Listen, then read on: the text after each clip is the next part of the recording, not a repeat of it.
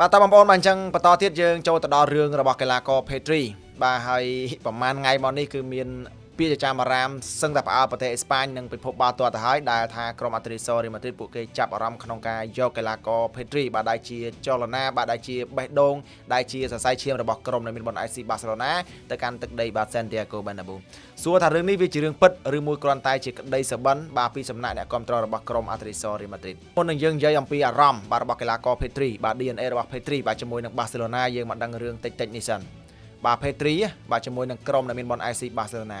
ហើយបើសិនជាមានក្លឹបណាចង់ទិញផ្ដាច់កិច្ចសន្យារបស់គេត្រូវហ៊ានជះលុយរហូតដល់ទៅ 1000 លានអឺរ៉ូបាទហើយបើតាមច្បាប់បច្ចេកទេសបើយើងនិយាយឲ្យស្មោះត្រង់ដែលយើងតាមដានបាល់ទាត់មកដល់ពេលនេះគ្មានក្លឹបណាបើទោះបីជាមានលុយមហាសាលក៏ដោយគ្មានក្លឹបណាហ៊ានជះលុយរហូតដល់ទៅ 1000 លានអឺរ៉ូទៅទិញកីឡាករមួយទេហើយបើសិនជាទិញមកទៅបាទមានបញ្ហារបួសមិនអាចឆ្កែផ្លាំអំបិលឡើយទេហើយសម្រាប់បាទក្រុមនៃបុណ្យ IC Barcelona ក៏មិនមានបាទកិច្ចសន្យាជាមួយនឹងក្លឹបណាដែរបាទក្នុងការទិញផ្ដាច់បាទកីឡាករ Pedri អញ្ចឹងគឺវាថ្លៃខ្លាំងណាស់បងប្អូនបាទថ្លៃខ្លាំងណាស់មួយវិញទៀតតាក់ទងជាមួយនឹងស្ថានភាពបាទសេដ្ឋកិច្ចរបស់ Barcelona បាទយើងដឹងហើយសម្រាប់ក្រុមមួយនេះគឺគេតែងតែហៅថាជាក្រុមក្រីក្របាទក្លឹបក្រីក្រដោយសារតែក្លឹបមួយនេះគឺតែងតែមានបាទបញ្ហាវិបត្តិហិរញ្ញវត្ថុបើទោះបីជាមានវិបត្តិហិរញ្ញវត្ថុបណ្ណាក៏ដោយបាទការលក់ Pedri បាទដែលជាសរសៃឈាមដែលជាបេះដូងបាទដែលជាចលករដ៏សំខាន់នៅក្នុងក្រុមដែលមានបុណ្យ IC Barcelona នេះបងប្អូនបាទថាគាត់នឹងដូចជាបាទគេហៅថាចាប់កីឡាករផ្សេងៗដូចជាបាត់ដៃខ្ញុំជាទៅនេះទៅនោះបាទចែកបាល់យ៉ាងអីគឺអេមែនតើបាទសម្រាប់ Pedri អញ្ចឹងបើសិនជា Barcelona បាទចង់បានតលុយបាទហើយលក់ Pedri ទៅឲ្យបាទគូប្រជែងមានន័យថា enemy របស់ខ្លួនហ្នឹងគឺក្រុម Atletico Madrid ហ្នឹងវាស្មើនឹងហុចដងបាទហុចដងក្បិតឲ្យគូបដិបកយកមកចាក់ខ្លួនឯងអញ្ចឹងបាទគឺវាពិបាកក្នុងការយើងគិតថាបាទ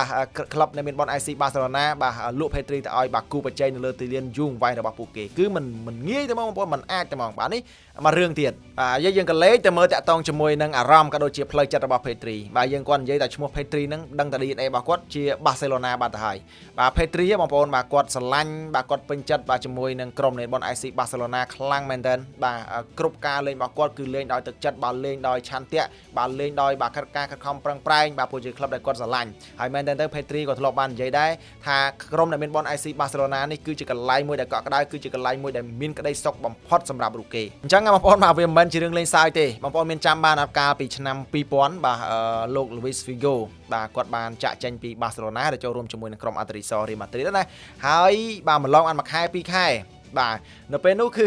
ឺការប្រកួត El Clasico នៅទឹកដី Camp Nou បាទនៅពេលដែលលោក Luis Figo គាត់បានដើរទៅជ្រុងម្ខាងដើម្បីទាត់បាល់ជ្រុងណាបាទអ្នកគ្រប់គ្រងរបស់ Barcelona ស្រែកជេរផងអីផងថាជាជនក្បត់បាទក្លឹបអីចឹងទៅបាទចេញពីក្លឹបរបស់ខ្លួនទៅចូលរួមជាមួយនឹងគូប្រជែងដ៏ខ្លាំងដ៏ធំគឺ Real Madrid នឹងបាទអ្នកខ្លះគប់ដបស្រាអ្នកខ្លះគប់ដបទឹកអ្នកខ្លះជេរប្រមាថដល់ម៉ែឪគម្រាមសម្លាប់ជាពិសេសមានរឿងមួយដែលធ្វើឲ្យយើងបាទហួចចិត្តមានអ្នកគប់ក្បាលជ្រូកទៅទៀតបាទចូលទីលានបាទគប់មកលើកីឡាករបាទ Luis Figo នៅកាលនោះអញ្ចឹងសួរថាបាទសម្រាប់កីឡាករ Pedri ដែលមិនសូវមាត់មិនសូវកជាកីឡាករដែលស្លូតត្រង់នេះបាទសួរថាគាត់ហ៊ានបាទសម្រាប់ចិត្តក្នុងការដើរចេញពីទឹកដី Camp Nou ហើយទៅចូលរួមជាមួយទឹកដី Santiago Bernabeu អត់បាទគាត់មិនអាចធ្វើអញ្ចឹងបានទេបាទគាត់មិនអាចធ្វើអញ្ចឹងបានទេព្រោះទៅហ្នឹងគេជេរថាជនក្បត់ទេហ្នឹងបាទអាចឆ្កែបាត់ហើយបាទយើងក៏លេខទៅមើលមួយចំណុចទៀតតាក់ទងជាមួយនឹងកត្តាមិត្តភាពបាទសម្រាប់កីឡាករ Pedri អាចនិយាយបានថានៅក្នុងក្រុមជម្រើសជាតិអេស្ប៉ាញរបស់គាត់ណាបាទគឺមានកីឡាកររបស់ក្រុម Atletico Madrid ច្រើនមែនតើប៉ុន្តែបើយើង